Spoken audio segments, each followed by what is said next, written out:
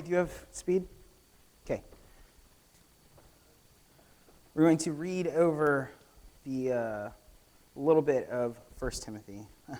My Bible's on 2 Timothy for a reason, but we'll read over 1 Timothy here.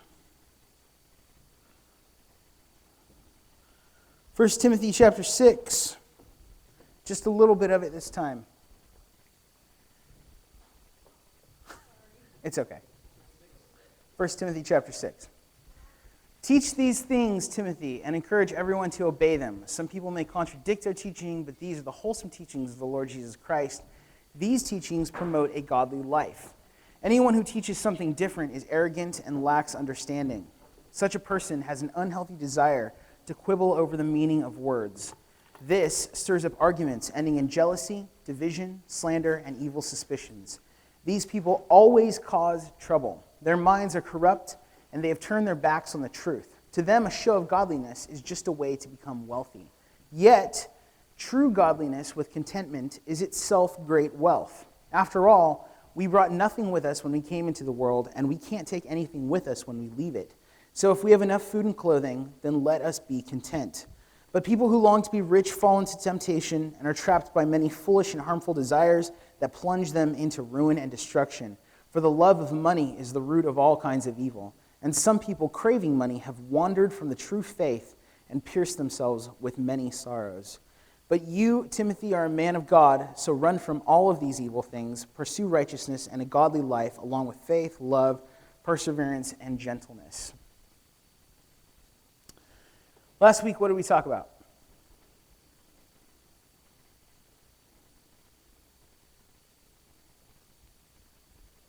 Why are you here?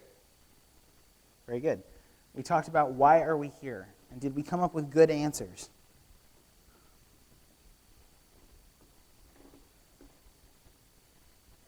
Okay. I got to tell you, it always just lifts my soul. We're here because of legacy? That's a good answer. That's a good answer. Yes, we did talk about why we're here. We talked specifically about the part in 1 Timothy where it talks about how Christly living, is a godly lifestyle. It promotes living that is godly. And so people who preach Christ promote that kind of living, but people who don't preach Christ promote something else. And I gave you a current modern-day metaphor to understand the example of that through what type of device that's used in media. What? Apple? Who said Apple? Apple? Apple. Yeah, I talked about Apple. Specifically, what I'm talking about is marketing. And I said that the way that people have a tendency from the gate, from the moment that God started speaking to man, the way that people have had a tendency to look at things is not based on quality, but on what? You would think quantity, but that's not actually right. Saturation. Who said it?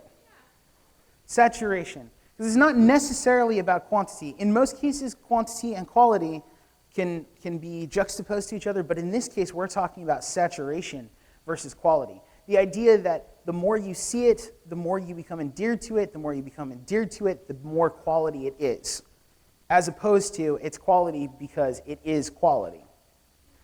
And so, basically, what I talked about was the idea that the church, according to Timothy, the book of Timothy, not the person Timothy, although I would assume that after the book of Timothy was written, that he then would say the same thing.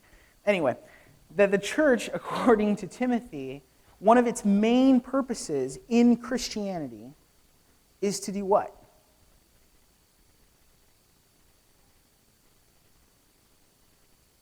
It is not to saturate. It is to do what? One of the church's main purposes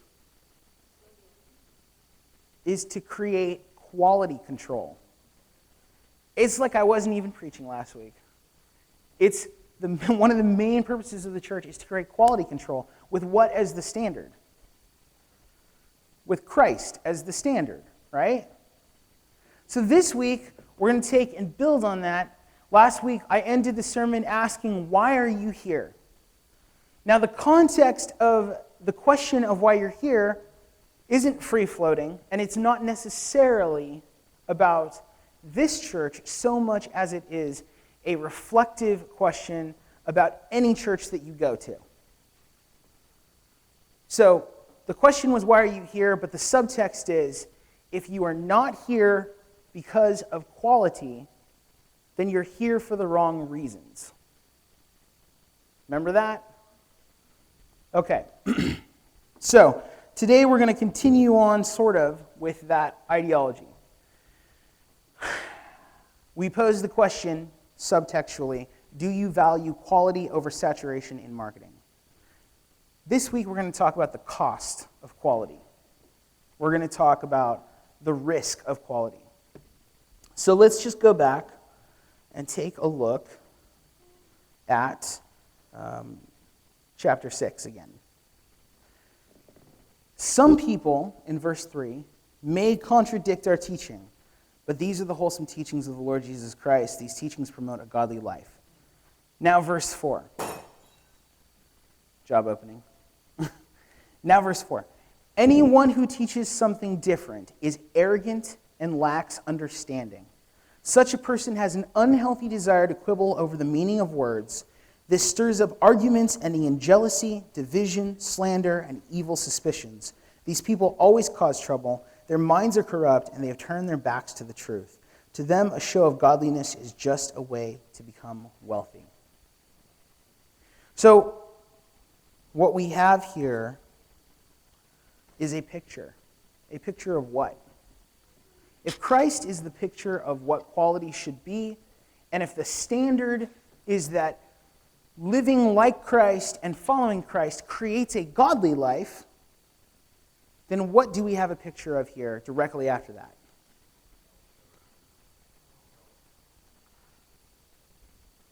What did you say? Somebody said something. I heard self. I heard Al Sharpton. What else? If Christ is the measure for what quality should be, and a godly life is the output of what quality should be, and the church is the place to find it, then what is this list? It does have to do with saturation, it's true. This list is what happens when saturation is the key. Okay? So in order for us to understand the risk of producing quality, because everybody knows that a quality product takes risk, right? Quality product generally costs more. It takes more time to produce. And more often than not, it's not something that the mass consumer immediately recognizes, right? It's something that they have to sort of come into realizing. So generally, when a quality product is made, it's something that is laughed at in the beginning. I mean, sometimes it clicks, and sometimes you're like, oh. But more often than not, people are like, that will never work. So what we have here is a list of the risk of not having quality control. Does everybody understand that concept? What we have here is a list of the risks of not having quality control. That people who do not have quality control as a center for the standard, and specifically that quality control being Christ, no other quality control, start off with arrogance, then they lack understanding, they desire to argue over things, their minds become corrupted, they turn their backs on the truth, and then they love money more than anything else, or love something other than God more than anything else. So the question today that I posed was, what are the risks? So we know that that's the risk of not having quality in place. But what are the risks of having quality in place? Okay. There's the possibility that you get laughed at. Yeah? There's a possibility that you get shot down. What else? It can be lonely, right? You could lose relationships. What else?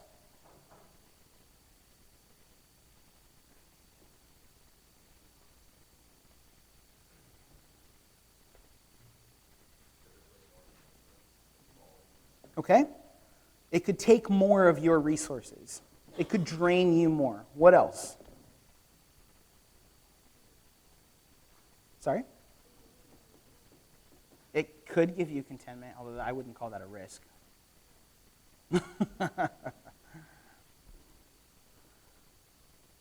See, there's a question here of what it is that we fight for. I asked you why you're here. I'm asking you to consider the risks. In order for us to consider the risks and to understand why we're here, we sort of have to know what we're fighting for. And also, to some degree, to know what it is that we fight about. One of the biggest gripes that I have with Christians is that they obviously, in this day and age, and in this country in particular, don't seem to consider the cost of following Christ. Now, cost, that's just another term for risk in this case, right? If we call Christ the standard,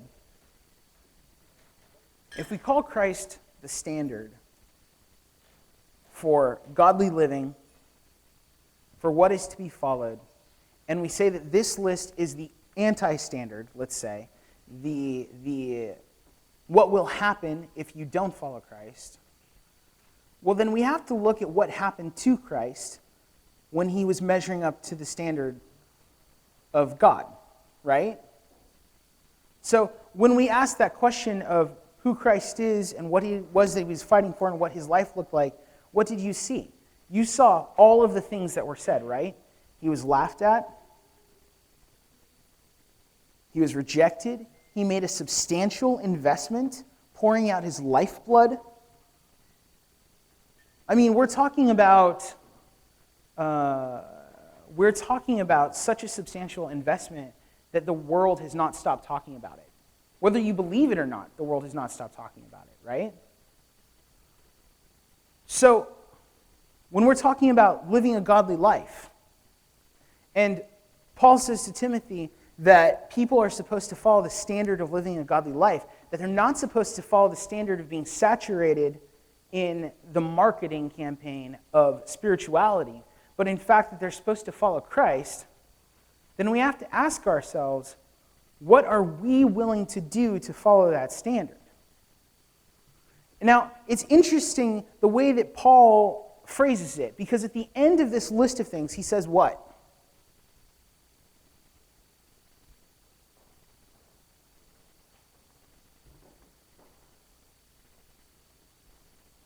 Come on, guys. At the end of this list of things, it's like right there in the text. What does he begin to talk about?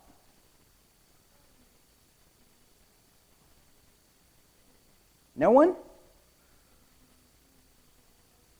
He goes down this list of things.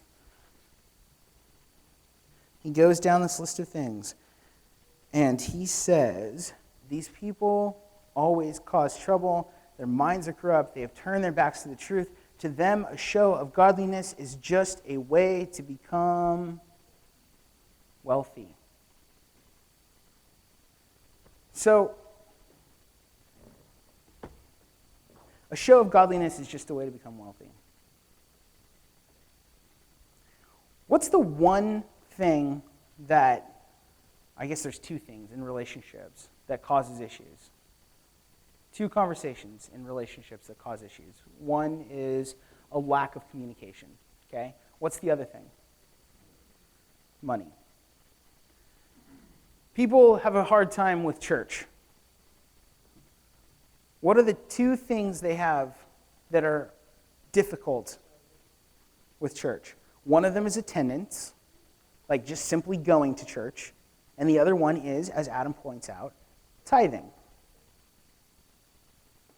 I want to point out here that this concept of people valuing wealth and valuing wealth as the only thing worth risking is not relegated to Scripture. It's not relegated to your spirituality. It's something that everybody comes together for. Everybody understands on a universal level for some reason.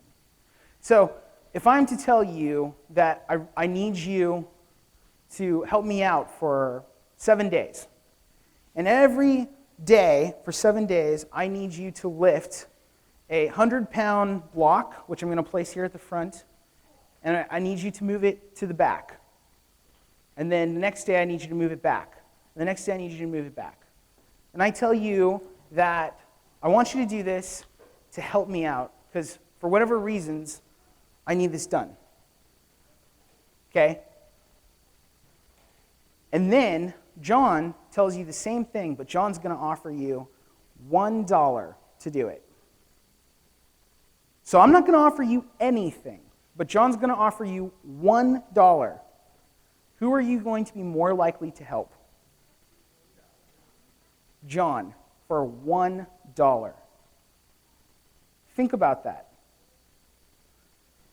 For some reason, we have this thing about valuing money more than other things.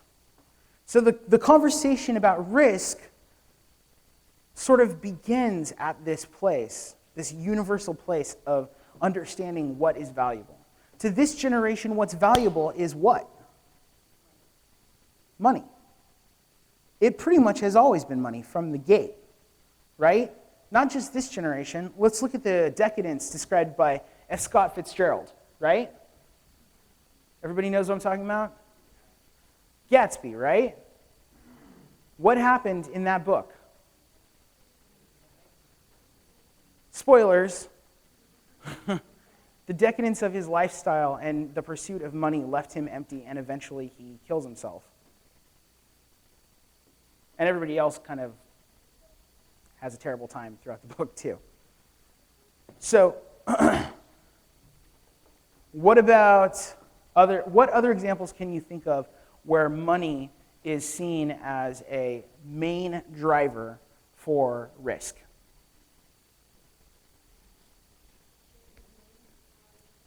Gambling, the lottery, what else? Interesting. What else? Prostitution, okay. Known as the oldest profession, right? What else?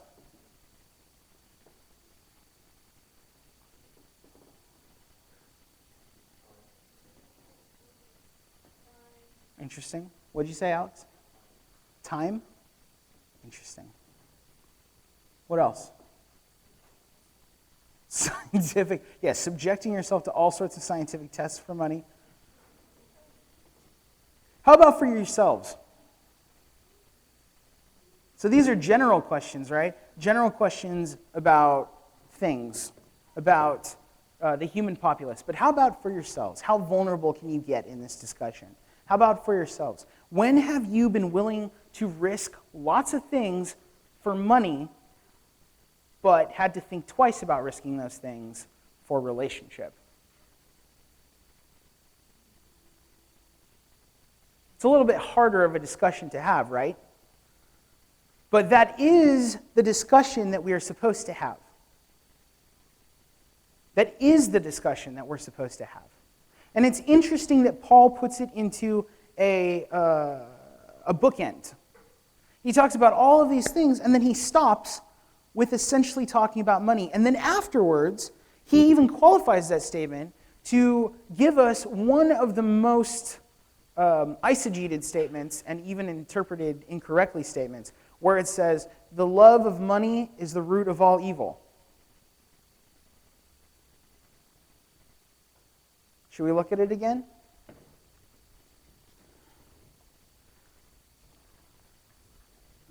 Verse 10, for the love of money is the root of all kinds of evil.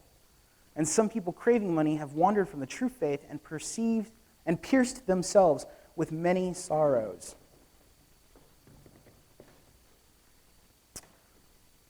These things are linked, right? Paul doesn't bookend his concept that if you don't follow Christ and you live a life that is not godly, then somehow you're just going to end up in a certain place that's not connected to money. For some reason, money's an aspect of that. Now, I would tell you that the reason why the love of money is the root of all evil is because money is about value. And what money does is it removes the value of things, takes it out of the essence of relationship, and gives it a cemented value, a value that's not necessarily true. For instance, Gio could give me 1 hour of work, and he could give me an hour of work on a different day, but depending on the attitude that he had on those days, that would depend on the actual value of that work to me, right? But not according to money, because an hour of work one day is an hour of the work the next day, right? If I go to a job, it doesn't matter what attitude I have as long as the job gets done. And as long as the job gets done, I get paid. The problem with that is that relationship is bigger than that. And so I would conjecture that the love of money is the root of all evil, because the love of money is the love to take something that is esoteric and much bigger than it's supposed to be and devalue it. So now when we look at human beings and we talk about money, and I say that Gio's 1 hour of work is worth so much, then all of a sudden, I have done what to Gio? Not only have I taken the relationship aspect out of the work that he performs, but now I've said that Gio is worth so much. The problem with that is what? The image of God that is within people is bigger than that value. And so now I have taken what God has made and I've turned it into something that I am going to value, which effectively usurps the position of God. Now, if we have a system that's based on usurping that, like capitalism, think about how that must look to God. Now, for the record, capitalism works. It only works so long before it destroys itself, but it does work. It's probably one of the best systems to last generations. But it does eventually destroy itself. So I'm not saying that capitalism doesn't work, and I'm not saying down with the United States. But I'm pointing out that there's a reason, at least in my mind, a reasonable, compelling argument for why the love of money is the root of all evil. And I'm also pointing out that when we risk things, we have a tendency to take a big concept and lower it down to a very small, reductionalized understanding of that concept, which we then value into a box of money. Yep, risk versus reward. Time is money. I'm sorry, but time is not money. Time, according to the scripture, is relationship. It's how much relationship I can have. It's not how much money I can get, or rather how much money is being taken from me. So let's talk about that concept a little bit here. Arrogance.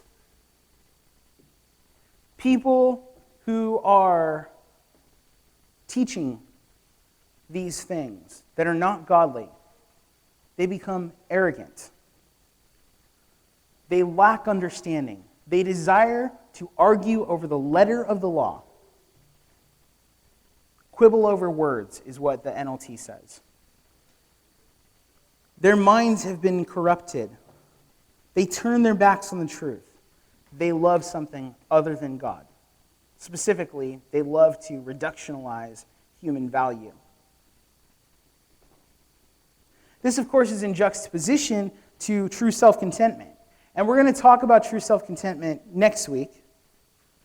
And I know that we're being very philosophical here. But I really need you to use this as a base to have the further conversations that we're going to have. Because you need to understand that the concept of, as Alex phrased it, risk versus reward, it's a really interesting concept. and it's how most of us look at things. So let's start with the question that I asked earlier. How many of you have to think twice before putting yourselves out there for the basis of relationship, but will easily put yourself out there for money? So we start with that question. What is it that we fight for? What is it that we are willing to put ourselves out there for? The Declaration of Independence says that we are supposed to uphold 3 specific inalienable concepts that each person is born with. You remember what they are? Life, liberty, and the pursuit of happiness. I'm going to ask the question, what happened to quality? Not equality. What happened to quality in there? Where in there do you see quality? It doesn't say a profound and substantial and significant life. It just says life. It doesn't say a profound and substantial and significant liberty. It just says liberty. It doesn't say a profound and substantial and significant happiness. It just says happiness. The problem with that is there's no quality to it. Right? I think most of you have heard me tell this story, but once when I was working at the theater, I had a lady who was angry with me and claimed that I had usurped her child's rights to freedom of speech because her baby was crying in the theater and I had asked her to leave.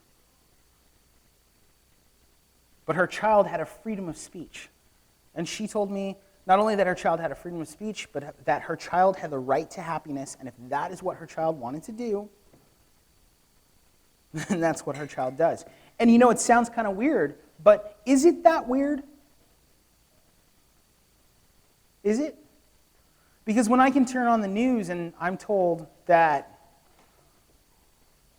we can be whatever we want to be, even if it isn't biologically who we are, because whatever makes us happy, I don't know, that doesn't seem too foreign to me. It also seems like there's no quality to it. It's not about a substantial and significant matching up to the image of who God is that's found in Christ. So what is it that we argue for? What is the risks? What are the things that we risk? How many of you argue for life, liberty, and the pursuit of happiness, but do not argue for quality of Christ? Now, I want you to think about that. I want you to really process it. Wake up, Devin. I want you to process it. How many of you are willing to argue for life, liberty, and the pursuit of happiness, the American way, but not to argue for the quality of Christ? Think about your interactions. Think about when you stand up. How many of you people have stood up to somebody? Come on. There's got to be people raising their hands to that. At some point in your life, you stood up to somebody, right? Okay. What was it for? Was it because they encroached on your life? On your right to live freely the way you want to? Was it because they encroached on your happiness? How many of you people have had an argument with your parents based upon them encroaching on your happiness? Colin, thank you for being honest. Based upon them encroaching on your happiness. How many of you people have had an argument with your parents based upon them encroaching on your liberty? On your ability to do whatever you want? Every child at some point has had that, right?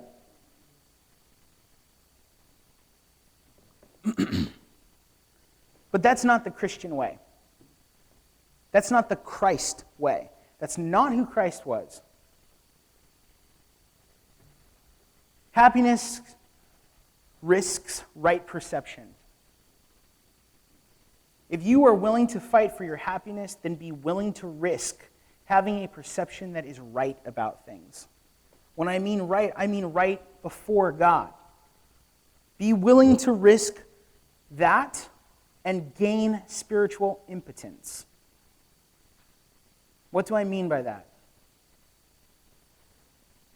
I don't mean that your spiritual penis will then go down. Yeah, I said it. Grow up. Impotence. Where does that come from? Potency. Potency is what? Strength, power, right? Spiritual impotence. It means a spirituality that has no power. How many people that were your friends decided to leave you and a spiritually potent life in order to pursue happiness? How many of those people have a spiritually potent life now? How many people that you know that are more focused on happiness, coming to church, everybody has smiles on their face, they get to shake hands, all of that. No offense, John, shaking hands is not bad. But how many people focus on happiness, claim to be Christian? How many of them do you know have a spiritually significant relationship with God? How many of them do you feel you could learn something from? So, if you want to pursue happiness, get ready to be spiritually impotent.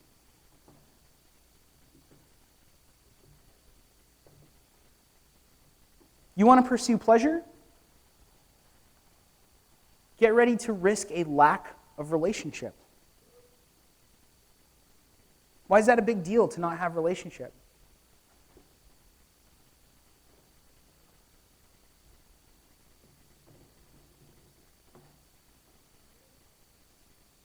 We're made in the image of God. God is a Trinitarian being. At least he presents himself that way to us in everything that we find. So therefore, he is relationship. He is the essence of relationship. Declaration of Independence says that we should pursue liberty, freedom. Paul says that we should be what? Slaves, doulos, bond servants, that we should link ourselves forever to Christ. Christ says that he does not do his will, but he does what? The will of the Father.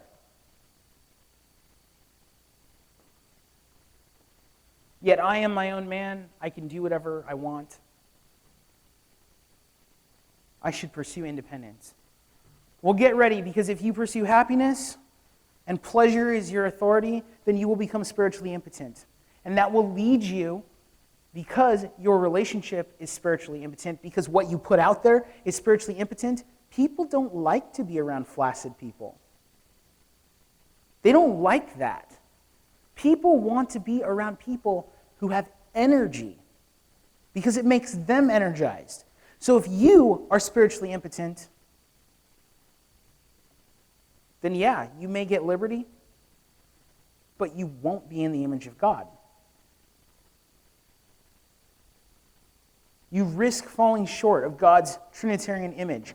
You will not have accountability. And the problem is that we are to be one. And so therefore, if you are a Christian who pursues liberty, then what you will be is a severed limb, bleeding out on your own.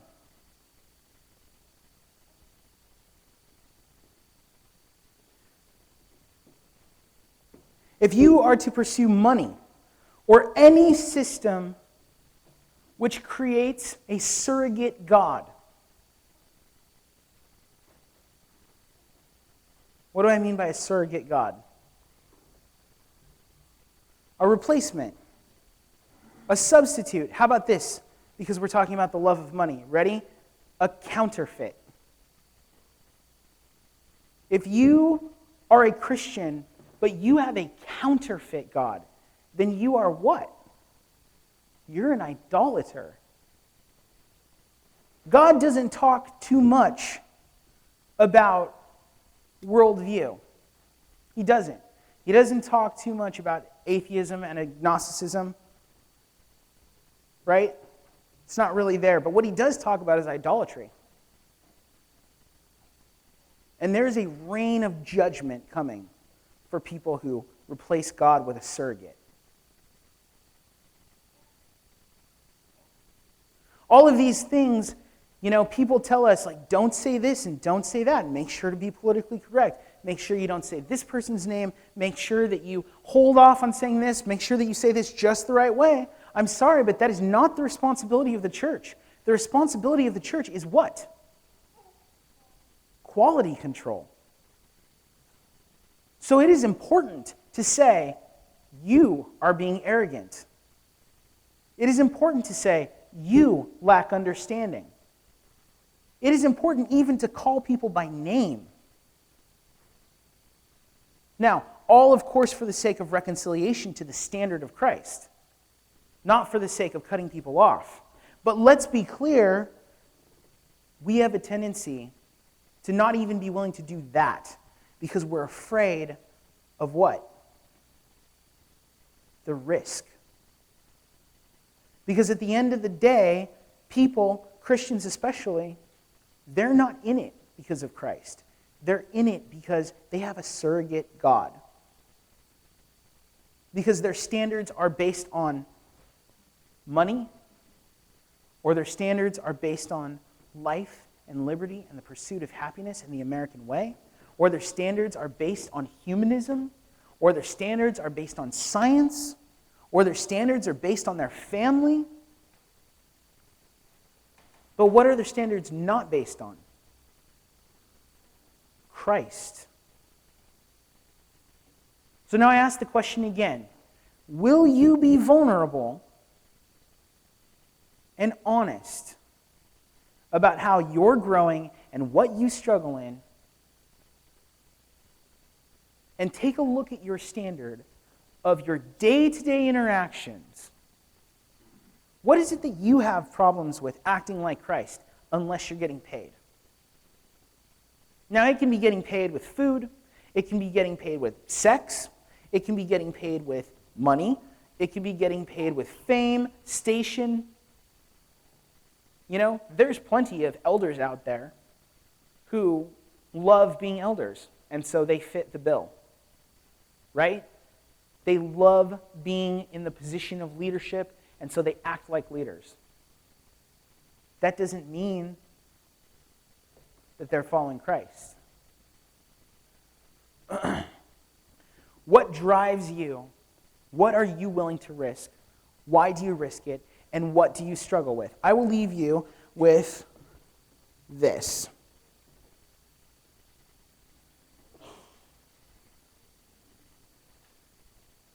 James, are we going into 2 Timothy next month? We're going into 2 Timothy next month. I'm going to give you a little sneak preview. There is a passage in 2 Timothy. It's quoted often. It may be on one of these window panes, but I don't think it is.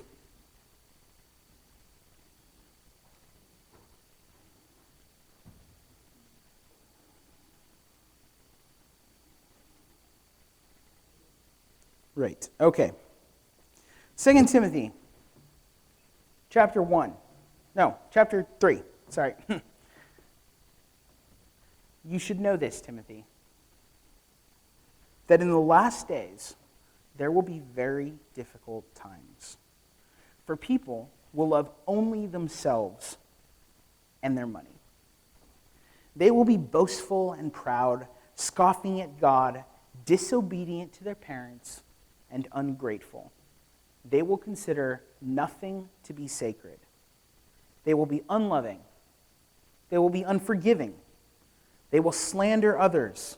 They will have no self-control. They will be cruel, and they will hate what is good. They will betray their friends. They will be reckless, be puffed up with pride, and love pleasure rather than God. They will act religious, but they will reject the power that could make them godly. Stay away from people like that. They are the kind who work their way into people's homes and win the confidence of vulnerable women who are burdened with the guilt of sin and controlled by various desires. These teachers oppose the truth, just as Jannes and Jambres opposed Moses. They have depraved minds and a counterfeit faith. But they won't get away with this for long. Someday everyone will recognize what fools they are, just as with Jannes and Jambres. Same message, right? A little more specific. In fact, so specific that he actually calls out people by name.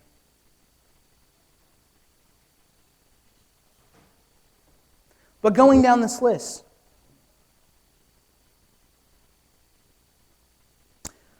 this last section,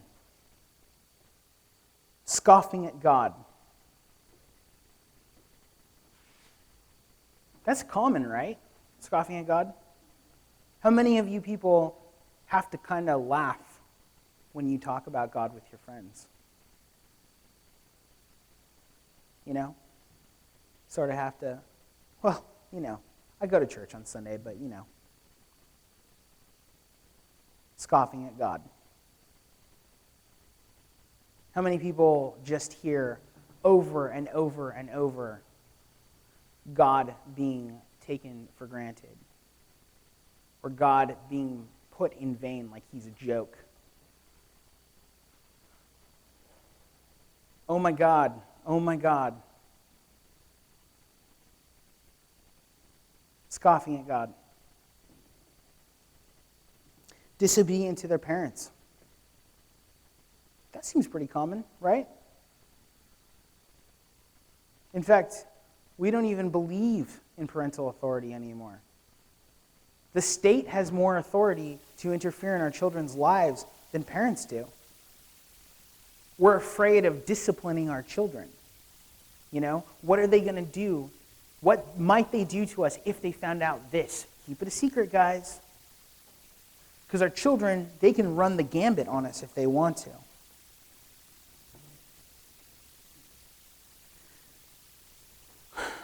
Ungrateful. That seems pretty common. I don't owe anybody anything. I got here on my own. Slandering others. Talking crap about them. I think of Facebook there. I think of Twitter there. I think of the news there. Having no self-control. How many people put other people on blast every day with their Facebook posts, not caring about the consequences of that, not caring about whether those people are believers, and you're shaming a piece of your body?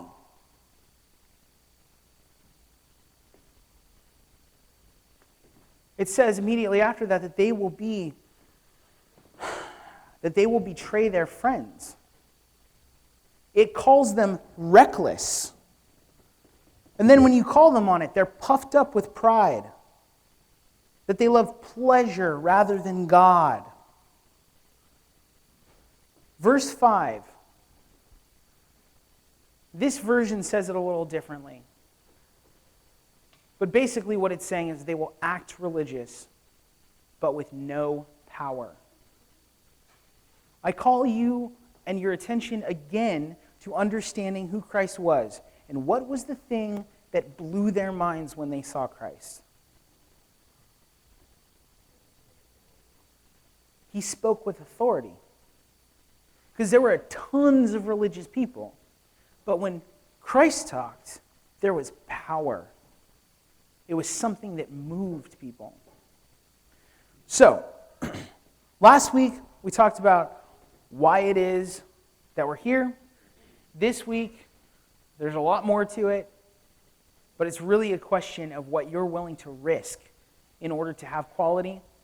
What have you been willing to risk in the past? And what is it that you struggle with risking right now? So go discuss.